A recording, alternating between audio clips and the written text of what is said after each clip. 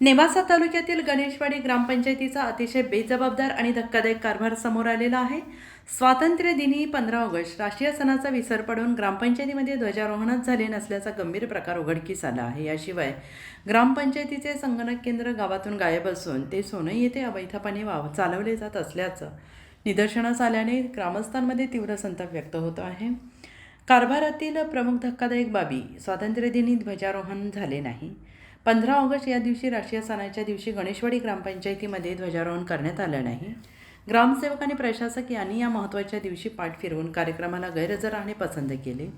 संगणक केंद्र चालकाचा मनमानी कारभार शासनाचे सक्त आदेश असतानाही गावातील संगणक केंद्रचालक ग्रामपंचायतीमध्ये उपस्थित राहत नाही. हे अधिकृत केंद्र गणेशवाडीत बंद ठेवून सोनई येथे बेकायदेशीरित्या चालवले जात असल्याचं उघड झाले. त्यामुळे दाखले आणि शासकीय कामांसाठी ग्रामस्थांना नाहक त्रास सहन करावा लागतोय आहे.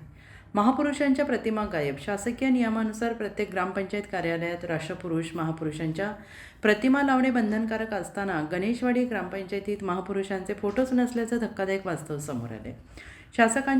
शासकीय नियमांची पायमल्ली करणाऱ्या आणि राष्ट्रीय सणाचा अवमान करणाऱ्या संबंधित ग्रामसेवक, प्रशासक, संगणक केंद्र चालकावर वरिष्ठ अधिकाऱ्यांनी तात्काळ निलंबनाची आणि दंडात्मक कारवाई करावी अशी मागणी जोर धरते आहे.